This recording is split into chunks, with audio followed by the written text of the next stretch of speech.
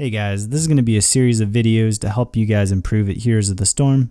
No matter what rank you are, I'm hoping that you'll be able to take something away from these videos or just open your eyes to something you haven't really thought about before. So the first video is going to be about Try Mode, which is a mode that Blizzard created so you could try out heroes before you buy them. But there's so much you can do in this mode that it becomes one of the best training tools to master any hero in the game. So I'm going to cover two main reasons why Try Mode is so useful and why you should probably be using it more than you already are. The first is that you can learn any hero's talents and abilities in depth. This is important because many talents and abilities function differently than you might expect. This could be an ability like Hardened Focus that you misinterpret, which reduces the cooldown of your basic abilities by 33% when you might read it as 50%. Or it could be a talent that's bugged or not functioning the way you'd expect, like Block. So Block has two really interesting interactions. So the first is that blinded targets will still consume block charges when they attack you.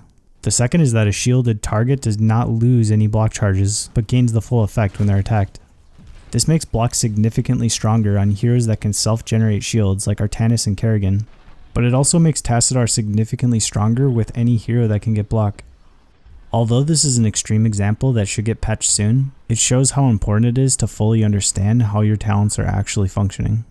You also want to understand how your abilities interact with each other and how they affect your auto attack animation. For example, Sonya and Butcher can both interrupt their auto attack animation with Q, but they can both use Q to attack twice quickly in succession. Sonya can also interrupt her auto attack with Seismic Slam, but using Seismic Slam immediately after Ancient Spear won't interrupt the auto attack you get from Ancient Spear. There are also abilities in the game that don't affect your auto attack animation at all, like Condemn. So I'm going to show you a few examples from Thrall because I think he has a really interesting kit, and understanding his kit can dramatically improve how good you are with this hero. First, I want to bring up Follow Through, which is one of his most widely used talents. After using an ability, your next basic attack deals 40% additional damage. Talents that change your basic attack damage will not change follow-through's damage, so you will still gain around 145 damage per proc of follow-through regardless of talents like Tempest Fury or Nexus Blades. Activating Wind Fury too quickly after a follow-through proc will cause you to lose out on a follow-through proc. And both Chain Lightning and Feral Spirit can interrupt your auto attack animation, so properly weaving these skills in between auto attacks is very important. As you can see here, this can increase your damage by almost 1,000 per second, which gives enemy healers much less time to react. Now I want to show you an ability that Thrall has that catches a lot of people off guard, and for you Thrall players out there, this is a familiar sight. You want to split an enemy team and send a hero back to your base, but it seems like they just walked through your ultimate and got pushed to the other side. That's because Sundering doesn't work how you'd expect it to. Nearly 2/3 of the indicator on the ground prioritize sending units to the left. So if you want to send an enemy hero to the right of Thrall, you should aim past this point. It's something pretty small and simple, but I've seen a lot of pro players get thrown off by this. The second reason Try Mode is so useful is because of the way HOTS works and the way the talent system works. There are many activatable talents that you can't even get until level 16 or level 20 when the game is nearly over.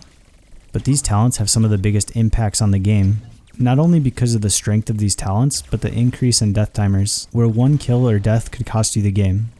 They can dramatically change how a hero is played, and they often have long cooldowns, so you don't get a lot of practice with them before the game is over. This is why Try Mode is so useful. You can practice using these talents over and over again at a rate you couldn't practice in normal games. And building muscle memory is key. You want to get to the point where you're comfortable using these endgame talents when it matters most. I'm going to show you a few unique ways you can use these endgame talents, starting with Bolt on Thrall. This first one's more situational, but it shows the potential that Thrall has, and it's good mechanical practice. If you try to initiate with Sundering, you spend most of the time running at the hero. You can eliminate this with Bolt, allowing you to do more damage in less time, and also allowing you to do an entire rotation while they're CC'd.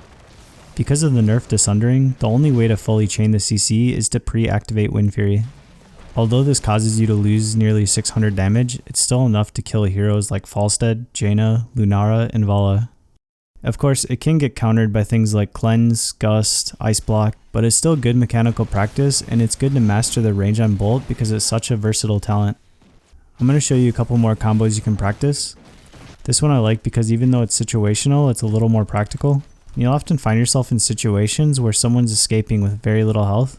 but you can't Haunting Wave into a group of 5 people because it's too slow and too predictable. So what you can do is you can Haunting Wave away from the team fight and bolt in to quickly get a kill and use Haunting Wave to escape. You can also tie in Wailing Arrow to make it a little bit more challenging. This last one I really like because it's extremely useful, but you don't get it until level 16, and even then you can only use it once every 80 seconds because it combos with your ultimate. Ring of Frost is one of those abilities that's really easy to avoid, so you should practice rooting enemy heroes into your Ring of Frost. Hopefully you guys learned something new, and I hope I inspired you guys to use try mode a little bit more, even if it's just 5 to 10 minutes at the beginning of the day before you jump into your first match. If you liked the video, give it a thumbs up, share it with your friends, and don't forget to subscribe if you want to see more content like this. Thanks for watching, and I'll see you guys next time.